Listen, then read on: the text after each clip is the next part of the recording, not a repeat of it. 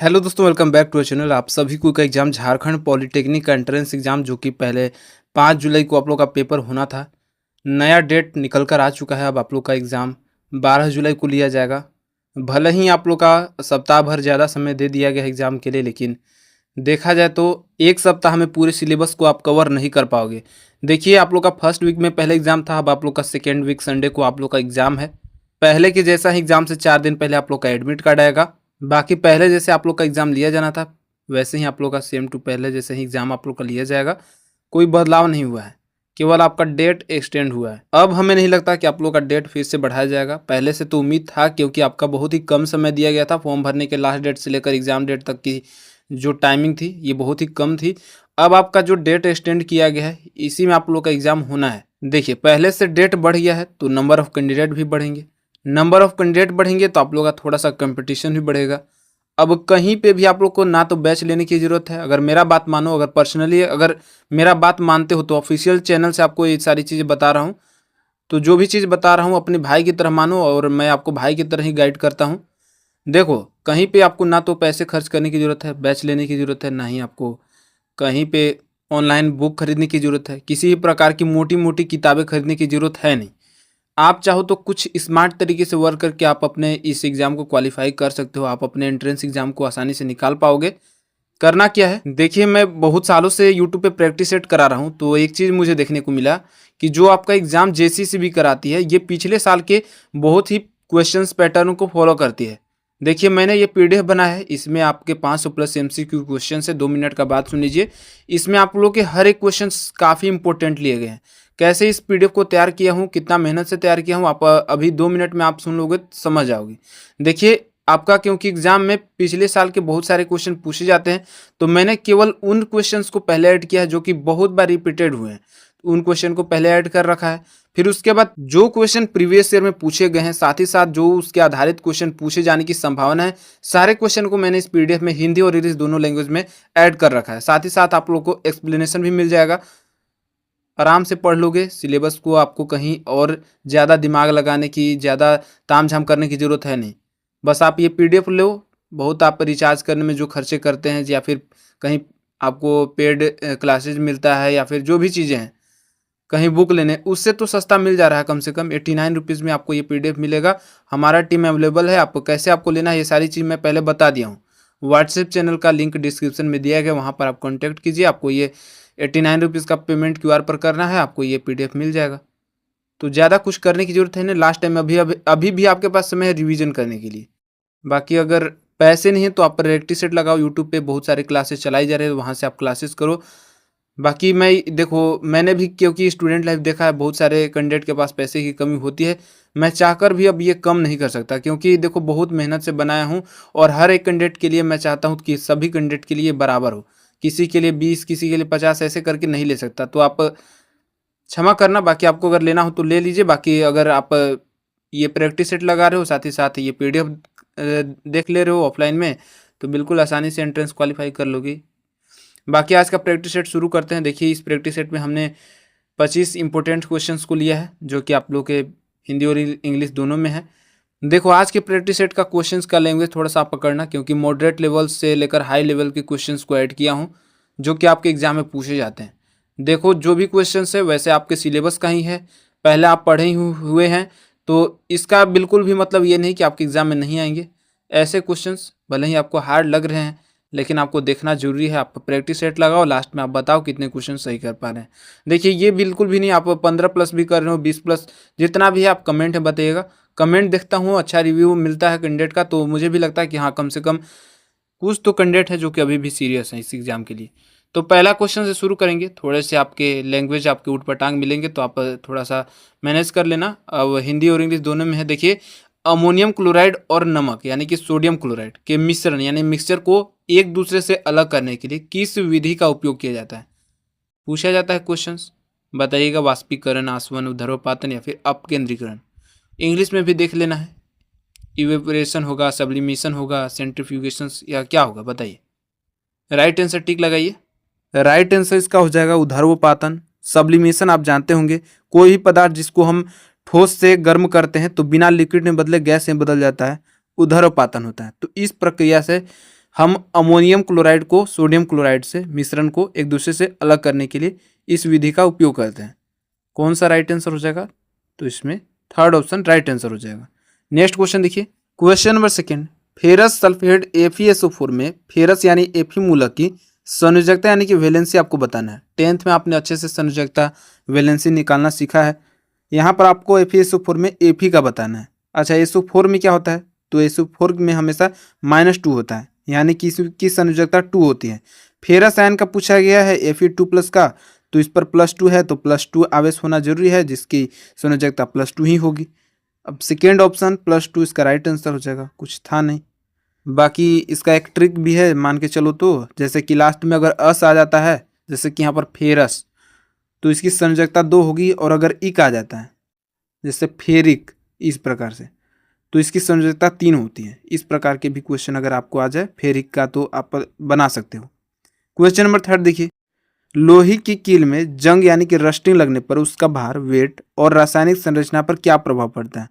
कील का भार घट जाता है, कील का भार बढ़ जाता है, या फिर अपवर्तित होता है, कोई चेंज नहीं, या फिर पहले बढ़ता है फिर घटता है? बताइए, राइट आंसर टिक लगाइए जल्दी से। तो राइट आंसर हो जाएगा कील का भार बढ़ जाता है। अच्छा, जब लोहा में जंग लग जाता है तो जंग लगने पर उस लोहे का भार बढ़ जाता है। कारण आप जानते होंगे, ऑक्साइड की परत जम जाता है, जिसके कारण उसका वेट बढ़ जाता है। चलिए अगला क्वेश्चन देखिए, क्वेश्चन नंबर 4, अमोनियम यानी कि NH3 को पानी H2O में घोलने पर निम्नलिखित में से कौन सा यौगिक यानी कि कंपाउंड बनता है? सारा चीज बिल्कुल आपको हिंदी इंग्लिश में फ्रेश देखने को मिल रहा होगा क्वेश्चंस। कहीं पे कोई दिक्कत होता है तो आप कमेंट करो, आपको सुधार करने की मैं भी कोशिश करूंगा। ऐसा बिल्कुल भी नहीं है कि आपकी बात नहीं मानी जाएगी। तो देखिए क्वेश्चन में क्या कहा गया है कि जब अमोनिया यानी कि NH3 H2O यानी कि जल के साथ रिएक्शन करता है, यानी कि NH3 + H2O जब रिएक्शंस करेगा तो ये क्या बनेगा? NH4OH बनेगा, यानी कि अमोनियम हाइड्रोक्साइड बनेगा। कौन से ऑप्शन में दिया गया है अमोनियम हाइड्रोक्साइड? तो फर्स्ट ऑप्शन में दिया गया है, तो इसका राइट आंसर हो जाएगा। क्वेश्चन नंबर 5, विरंजक चूर्ण यानी कि ब्लीचिंग पाउडर को खुला वायु में रखने पर वह धीरे धीरे बेकार हो जाता है। क्यों, क्या कारण है? यह वायु से ऑक्सीजन सोख लेता है, या फिर यह वायु की कार्बन डाइऑक्साइड CO2 से अभिक्रिया करके क्लोरीन गैस खो देता है, यह नमी के संपर्क में आने पर पिघल जाता है, या फिर अपघटन होकर कैल्शियम ऑक्साइड बनता है? क्या ऑप्शन इसका राइट आंसर होगा? बताइए, टिक लगाइए जल्दी जल्दी। विरंजक चूर्ण आप जानते होंगे ना, ब्लीचिंग पाउडर। रासायनिक नाम मैंने पहले आपको बताया है, कैल्शियम ऑक्सीक्लोराइड, CaOCl2। ये कई बार क्वेश्चन पूछा जाता है। क्या यूज किया जाता है इसका? तो क्लोरीन गैस, जो कि कीटाणु को मारने, ब्लीचिंग करने में इसका यूज किया जाता है। मैंने आपको पहले बताया है ऑलरेडी। जो भी पहले का प्रैक्टिस सेट नहीं देखे होंगे, आप जाइए प्लेलिस्ट में, सारा जितने भी है देख लीजिए एग्जाम से पहले। तो होता क्या है कि जब इसे हवा में खुला छोड़ दिया जाता है तो ये मौजूद carbon dioxide gas CO2 gas के साथ धीमी गति से अभिक्रिया करता है। अब यह वायु की कार्बन डाइऑक्साइड CO2 से अभिक्रिया करके क्लोरीन गैस खो देता है, तो सेकेंड ऑप्शन इसका राइट आंसर हो जाएगा। क्वेश्चन नंबर 6 देखिए, यूरिया का रासायनिक सूत्र यानी कि केमिकल फॉर्मूला आपको बताना है कौन सा होता है। कुछ पॉइंट यहाँ से पूछा जाता है, जैसे कि ये कौन सा है जो कि प्रयोगशाला में बनने वाला पहला कार्बनिक यौगिक था? तो यूरिया है, जो कि प्रयोगशाला में बनने वाला पहला कार्बनिक यौगिक ऑर्गेनिक कंपाउंड है। दूसरा चीज़ कि नाइट्रोजन की मात्रा इसमें कितना होता है? तो ये एक फर्टिलाइजर है जिसमें कि 46% नाइट्रोजन पाया जाता है। अब इसका फॉर्मूला पूछा है तो फॉर्मूला आप याद रखना, ये होता है NH2CO NH2। कौन से ऑप्शन में है? सेकेंड ऑप्शन में है, तो इसका राइट आंसर हो जाएगा। यूरिया को रासायनिक रूप से कार्बामाइड भी कहा जाता है। क्वेश्चन नंबर 7 देखिए, जब एक इलेक्ट्रॉन परमाणु के भीतर एक कक्षा यानी कि ऑर्बिट से दूसरी कक्षा में जाता है तो निम्नलिखित में से क्या होता है? ऑप्शन पढ़िए, थोड़ा लंबा ऑप्शन भी दिया गया है। इसी प्रकार के क्वेश्चन आएंगे। क्वेश्चन भले ही आसान रहेगा लेकिन थोड़ा सा लैंग्वेज आपके बड़े रहेंगे, यानी कि आपका एग्जाम में जो क्वेश्चन बनेंगे वो थोड़े लेंथी आपके बनेंगे। पढ़ना तो पड़ेगा भाई, टाइम तो आप लोग का जाएगा इसमें। ऊर्जा का अवशोषण या उत्सर्जन हमेशा निरंतर होता है, फिर क्या होगा? इलेक्ट्रॉन में ऊर्जा से कोई परिवर्तन नहीं होता। राइट आंसर हो जाएगा, ऊर्जा केवल तभी उत्सर्जित होती है जब वह उच्च से निम्न में जाता है। कारण क्या है? देखिए, जो परमाणु होते हैं इनके भीतर इलेक्ट्रॉन अलग अलग ऊर्जा मतलब कक्षा में अलग अलग सेल में चक्कर लगाते हैं। अब जो नाभिक होता है, न्यूक्लियस जो होता है, उसके पास वाली कक्षा की ऊर्जा कम होती है और जो बाहर होता है उसके जो ऊर्जा होता है ये अधिक होता है। इतना आप तो जानते होंगे। यहाँ पर दो स्थिति बनता है, पहला कि उच्च कक्षा से निम्न कक्षा में जाना, हायर टू लोअर ऑर्बिट, और एक होता है लोअर टू हायर ऑर्बिट यानी कि निम्न कक्षा से उच्च कक्षा में जाना। तो ऊर्जा केवल तभी उत्सर्जित यानी उत्पन्न होता है, प्रोड्यूस होता है, जब यह उच्च से निम्न कक्षा में जाता है। तो ये कौन से ऑप्शन में? सेकेंड ऑप्शन में। तो इसका राइट आंसर हो जाएगा। ये आपका नील्स बोर बताए थे, ये परमाणु मॉडल्स। अगला क्वेश्चन, क्वेश्चन नंबर 8 देखिए। पोटेशियम क्लोराइड यानी KCl में पोटेशियम के और क्लोरीन Cl के बीच कौन सा रासायनिक बंध, केमिकल बॉन्ड पाया जाता है? सहसंयोजक बंध, उप सहसंयोजक बंध, आयनिक या विद्युत संयोजक बंध, या फिर हाइड्रोजन बंध? कौन सा बंध पाया जाता है बताइए। तो इसमें आयनिक या विद्युत संयोजक बंध, आयनिक या इलेक्ट्रोवैलेंट बॉन्ड पाया जाता है। आयनिक बंध केवल तभी बनता है जब परमाणु इलेक्ट्रॉन को पूरी तरह से त्याग देता है, और यहाँ पर जो सहसंयोजक बंध होता है ये हमेशा साझेदारी, शेयरिंग से बनता है। तो राइट आंसर इसका क्या हो जाएगा? Third option. नेक्स्ट क्वेश्चन चलिए देखिए। क्वेश्चन नंबर 9, बेरियम कार्बोनेट का सही रासायनिक सूत्र क्या होता है?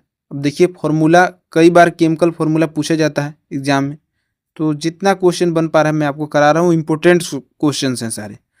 राइट आंसर हो जाएगा फर्स्ट ऑप्शन BaCO3।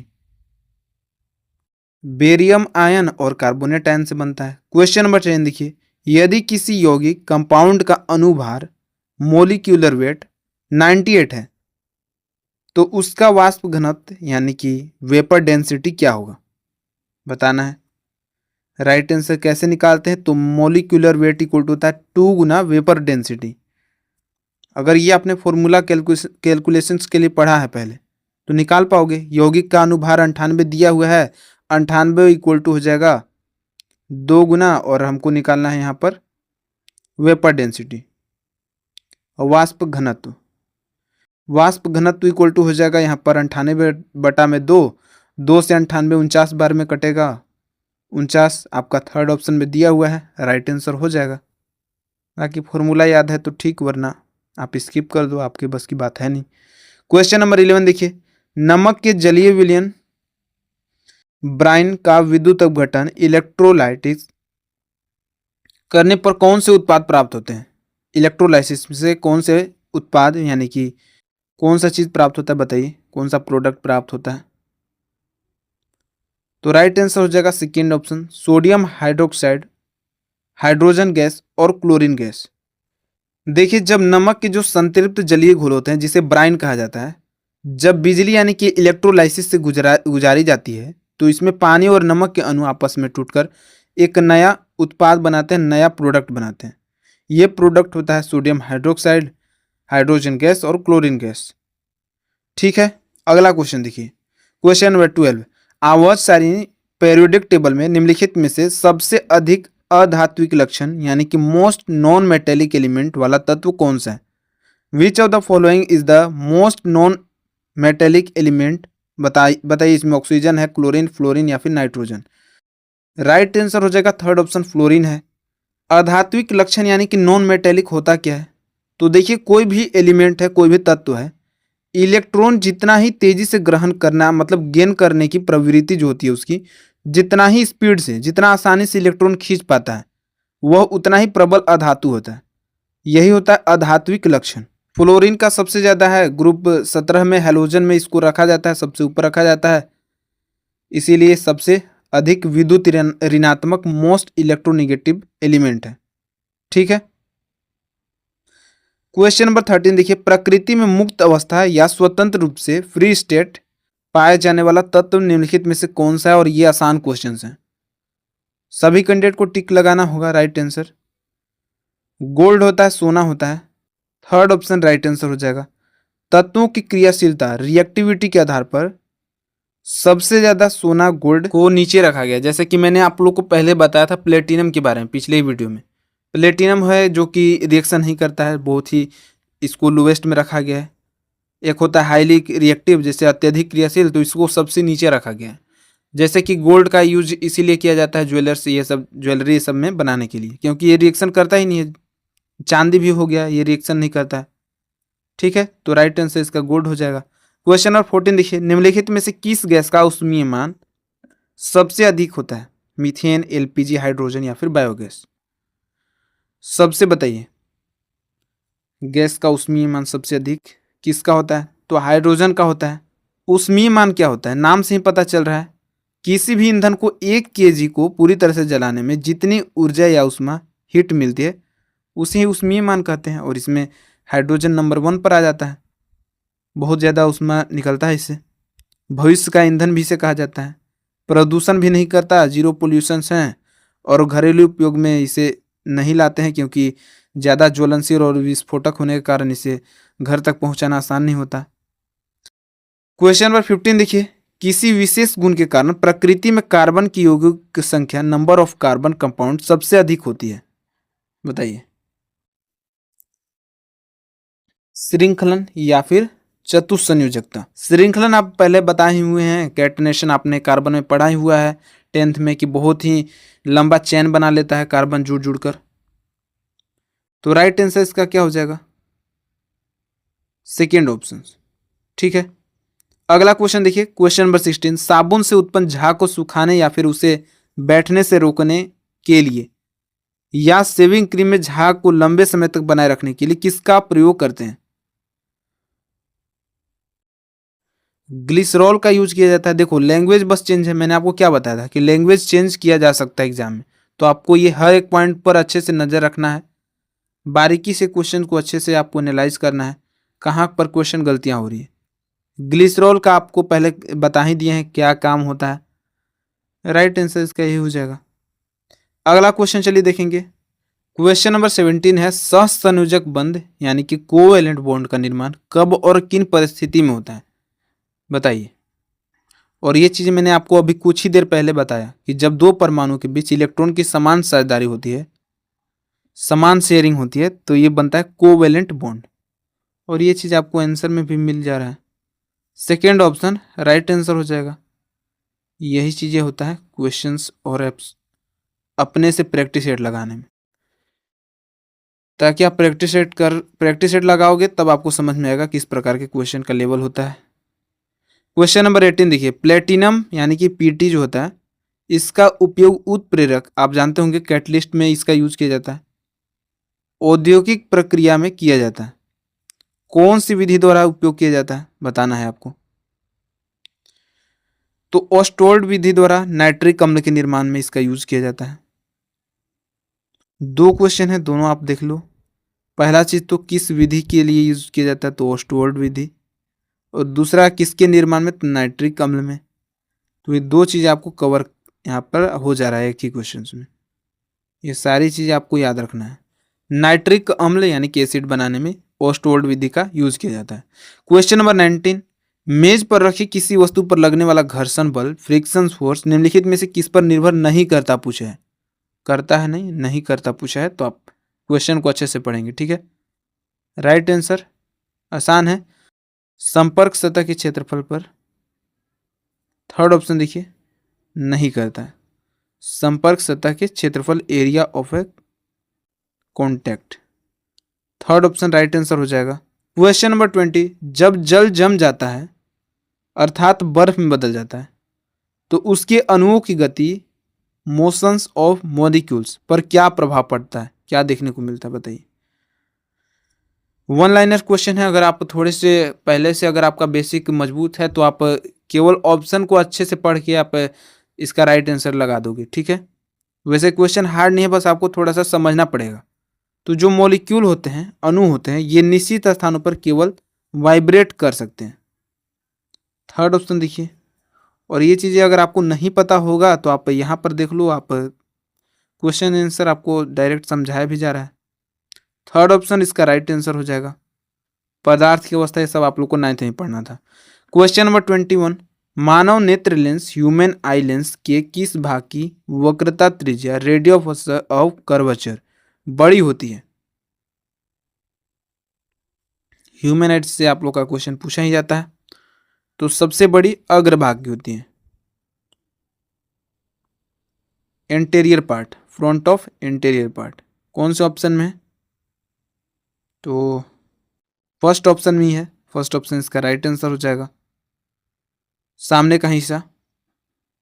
चलिए अगला क्वेश्चन देखिए, क्वेश्चन नंबर 22। एक समान रूप से आवेशित गोलीय कोश के भीतर किसी बिंदु पर विद्युत क्षेत्र की तीव्रता, इलेक्ट्रिक फील्ड इंटेंसिटी कितनी होती है? विद्युत क्षेत्र के बारे में आपको अच्छे से पढ़ना था, मैग्नेटिज्म के बारे में पढ़ना है, इलेक्ट्रिक के बारे में आपको 12th में अच्छे से पढ़ना था। अब 12th के जो कैंडिडेट हैं उनको समझ में आ रहा होगा, बाकी अगर 10th में ये सारे क्वेश्चन पूछे जा रहे हैं आपके पॉलिटेक्निक एंट्रेंस में तो आपको भी देखना होगा। पूछे जाते हैं, बताना नहीं पड़ेगा, पूछे जाते हैं तभी करा रहा हूँ। बहुत सारे कैंडिडेट कमेंट करते हैं कि आप क्यों करा रहे हो इस प्रकार के क्वेश्चन। अगर नहीं है तो पिछले साल के बुकलेट देख लो उठाकर, कहाँ कहाँ से क्वेश्चन पूछ जाते हैं। राइट आंसर हो जाएगा सेकेंड ऑप्शन, 0 होता है। अगर आपने 12th में इलेक्ट्रोस्टैटिक स्थिर वैद्युतिकी आपने पढ़ा होगा तो गॉस के नियम आपने वहाँ अच्छे से पढ़ा होगा, और गॉस के नियम से ही ये क्वेश्चन पूछा हुआ है। क्वेश्चन नंबर 23 देखिए, यदि किसी विद्युत परिपथ इलेक्ट्रिक सर्किट में अमीटर को गलती से श्रेणी क्रम यानी कि सीरीज के बजाय समांतर क्रम में जोड़ दिया जाए तो परिपथ में धारा यानी कि करंट के प्रवाह पर क्या प्रभाव पड़ेगा और क्या होगा? बताइए।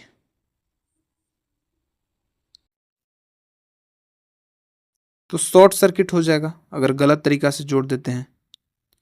अब जोड़ना है हमको, यहाँ पर श्रेणी क्रम में जोड़ देंगे, समांतर क्रम में पैरेलल जोड़ देंगे तो शॉर्ट सर्किट ही होगा।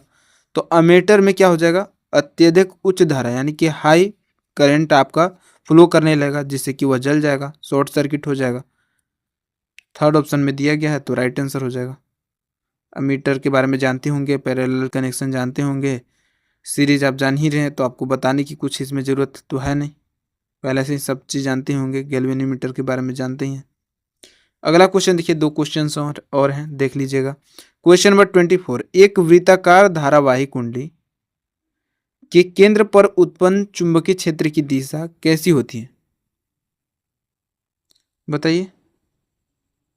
तो परपेंडिकुलर होती है, लंबवत होती है। तो डायरेक्ट हम सेकेंड ऑप्शन इसका राइट आंसर लगाएंगे। वृत्ताकार कुंडली में विद्युत धारा प्रवाहित की जाती है तो उसके चारों ओर चुंबकीय क्षेत्र बन जाता है। तो कुंडली के तल से लंबवत होता है, परपेंडिकुलर होता है। आपने दाहिने हाथ का अंगूठा नियम पढ़ा है, राइट हैंड थंब रूल, तो ये सारी चीज़ें उसमें आपको जानकारी पता होगी। आज के प्रैक्टिस सेट का लास्ट क्वेश्चन देखेंगे और सारे क्वेश्चन बहुत ही इंपॉर्टेंट थे। आप लास्ट में ज़रूर बताइएगा कितने क्वेश्चन आप सही कर पाए हैं। भले ही थोड़ा तो लेवल मैं समझ सकता हूँ कि आपका मॉडरेट से लेकर हार्ड लेवल के ही क्वेश्चंस इसमें ऐड किया था। हर प्रकार के क्वेश्चन कराना जरूरी है भाई, एक ही क्वेश्चन बार बार देखो मज़ा नहीं आता है, एक ही आसान आसान क्वेश्चन रोज की रोज। क्या है लास्ट क्वेश्चन, क्वेश्चन नंबर 25, कि जब किसी अचालक कुचालक, अचालक क्या है, कुचालक एक ही है, इंसुलेटर पदार्थ को किसी बाह्य विद्युत क्षेत्र एक्सटर्नल इलेक्ट्रिक फील्ड में रखा जाता है तो प्रेरण इंडक्टेंस इंडक्शन द्वारा उस पर क्या प्रभाव पड़ता है? बताइए क्या प्रभाव पड़ता है?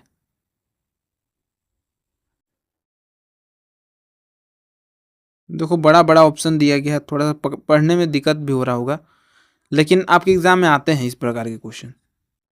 यकीन नहीं होता तो आप पहले के प्रैक्टिस सेट में थोड़ा सा मतलब बुकलेट में देख लेना, प्रीवियस ईयर के जो क्वेश्चन इस प्रकार के क्वेश्चन आते हैं। मैं जानबूझकर आपको सारा क्वेश्चन कराने की आपको कर रहा हूँ कि ताकि आपका जो है ना, पहले से अगर आप इस प्रकार के क्वेश्चन कर लोगे तो आपको वहाँ पर कॉन्फिडेंस रहेगा बनाने के लिए।